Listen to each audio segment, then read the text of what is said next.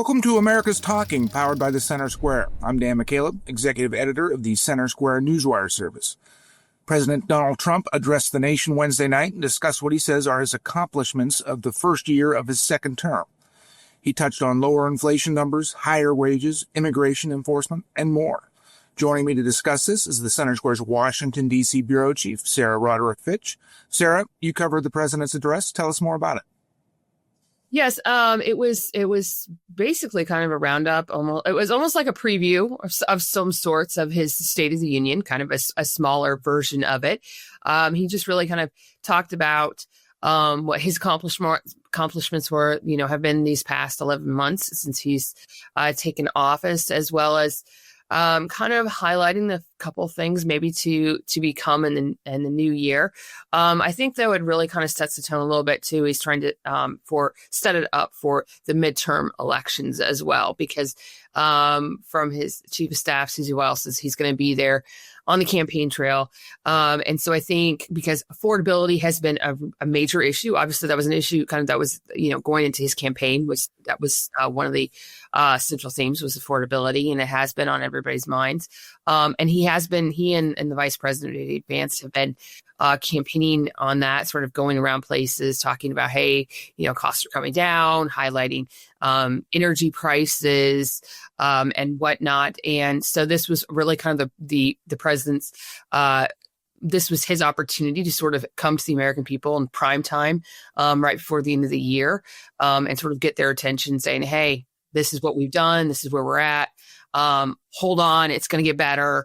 Kind of one of those deals. But in terms of how he did it was kind of interesting, because I think a lot of people thought, oh, it might have been something more.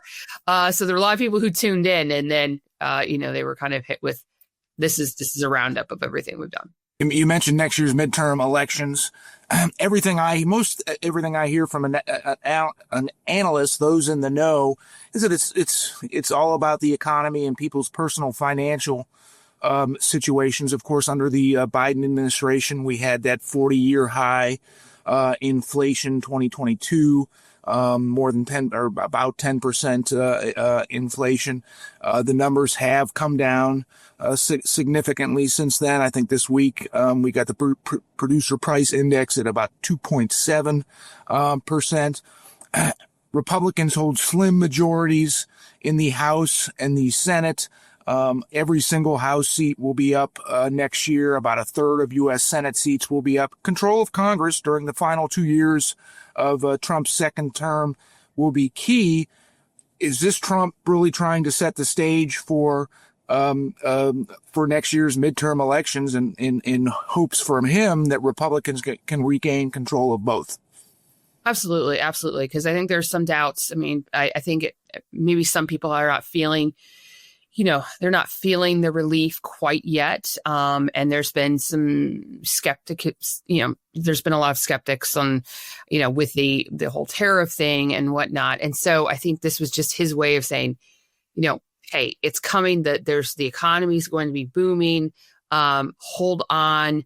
And like I said, this was his prime time. This is a way for him to really get to all Americans in that prime time. But yes, certainly this was there to sort of help propel them into, this upcoming election year, because, primaries start, in some places, primaries are going to start, February, March. So he's also looking at some of, not just towards November, but also looking at, some of his own sort of backed candidates in some of these districts that could be in play. So it's going to definitely, hit right after the new year. And it's going to go all the way through. And also, there's been talk, there's been some people saying, hey, they're not happy with what Congress has been doing, even on the Republican side, saying, hey, they're not doing as much.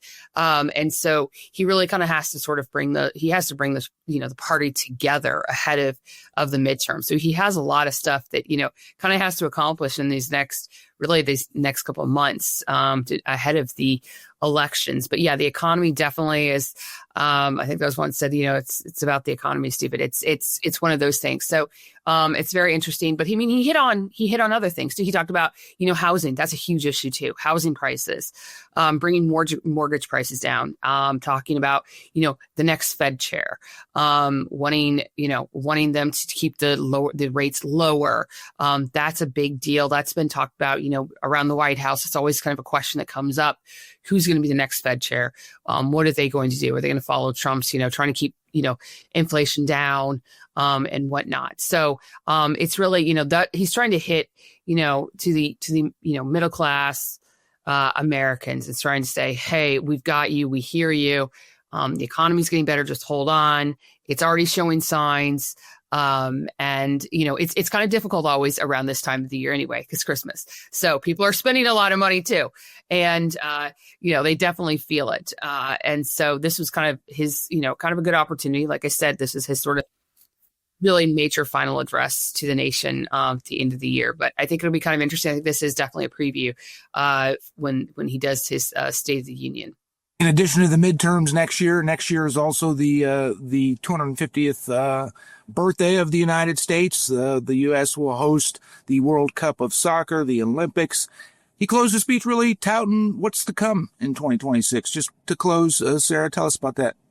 Yes, he's got a lot of stuff. And then he mentioned something about a Patriot Games. He has a lot of stuff going on. He wants the 250th. He wants really kind of that to be the nation sort of celebrating. He wants the states to get involved. And I would say kind of as we go into the new year, I think that's one of the that'll be another major theme for him is all the celebrations are going to be going on across the country, state fairs, everything.